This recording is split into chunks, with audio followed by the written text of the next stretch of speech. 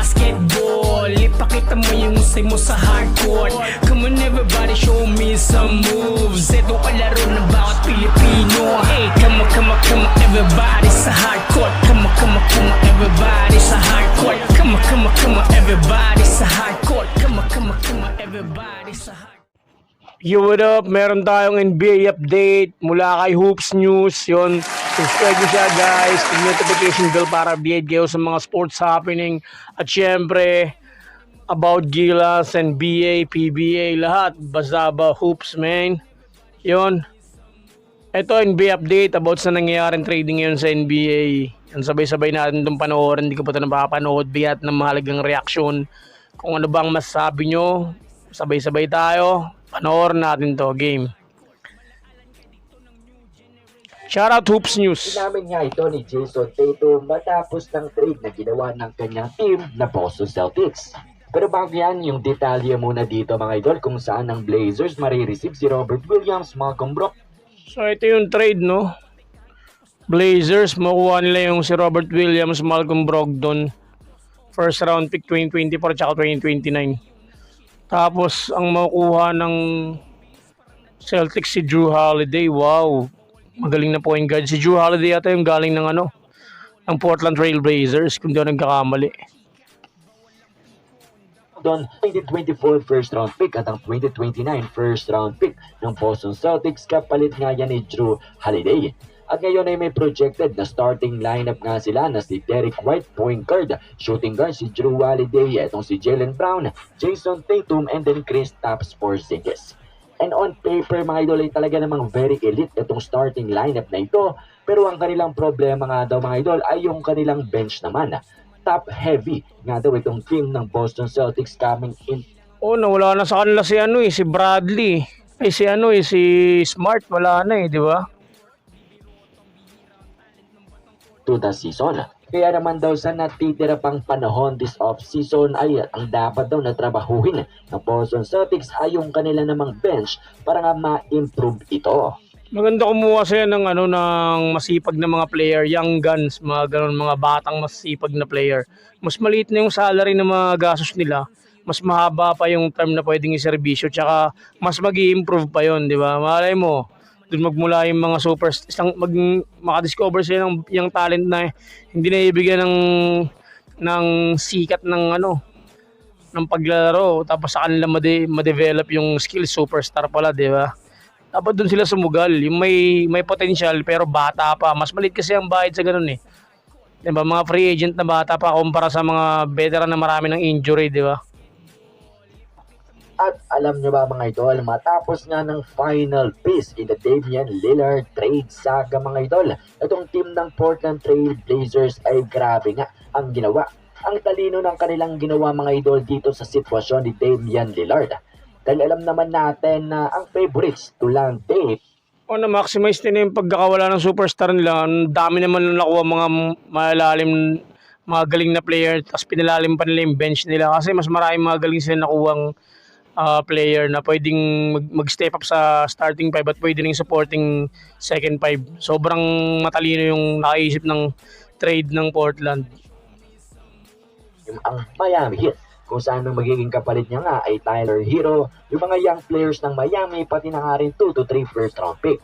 Pero nang dahil nga hindi nagmadali ang team ng Portland Trail Blazers, they weighed their options talaga at naging matalino sa sitwasyong ito. Well, nung si Damian Lillard mga idol ay naging DeAndre Ayton, Malcolm Brogdon, Rob Williams, Toumani Camara, 3 first round pick at pati na nga rin 2 pick swaps. So we can definitely say nga na nasa id ng Blazers ang pinaka-best possible mga idol na kapalit nga return ng kanilang franchise player na si Damian Lillard. At ang dahilan nga niyan mga idol ay dahil naging matalino sila sa mga bagay-bagay sa mga choices na kanilang ginawa at naging patient nga sila. At ito mga idol, na-rewardan nga sila ng grabing kapalit ni Damian Lillard. At ito na nga mga idol ang mga nasabi ni Jason Tatum matapos nga ng big trade na ginawa ng kanyang team. Nagbensay siya sa kanyang mga former teammates na ngayon. Kay Malcolm Brogdon, ang kanyang sinabi ay true professional nga daw siya and nothing but love and respect para dito sa kanyang one-year teammate. Best of luck this year. Pero kay Robert Williams, Oo, si Brogdon magaling rin to. Ano to, ito yung point guard na kaya, na malaking point guard to eh. Kumbaga physical na point guard. Kayang dumepensa ng mga dos, tres to eh. Ito yung mga, tsaka yung consistency nito sa pag-score. Veterano na rin yung Brogdon.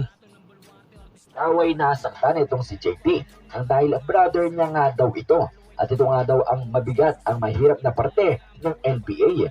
Ina-appreciate niya nga daw ang lahat ng ginawa neto ni Rob Williams and super. Oo, yung Rob Williams, grabe yung hustle nito. Tsaka ano to, tawag to.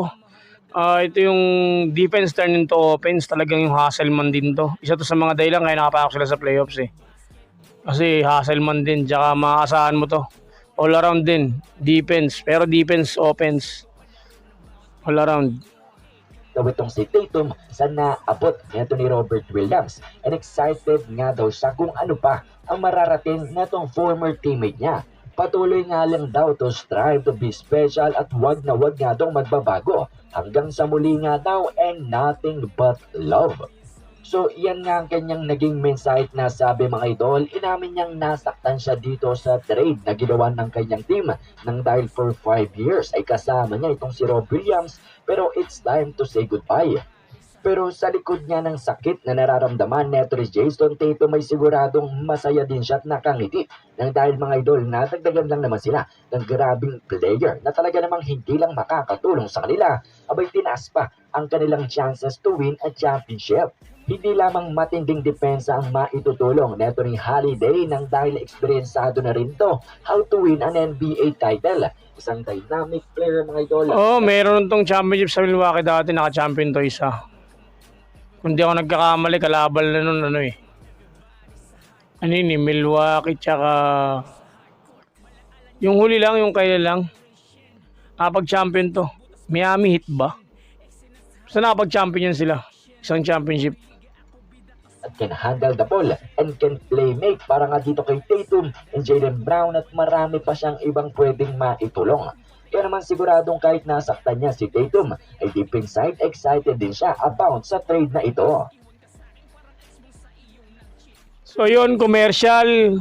Skip muna natin. May atin panoorin. O, tapos na pala. Yun, maraming salamat. Natuloy ang trade ni Drew. Maraming salamat, Idol Hoops News. Hoop News. Subscribe niyo siya, guys. Click niyo yung notification bell para update kayo sa mga basketball happenings. Siyempre. Ayun, subscribe din kayo sa akin, guys. Para maabot natin ng 10K subscriber. Maraming salamat sa suporta palagi, guys. Kalbong Bordado. Thank you. Yeah. God bless. Ingat, guys.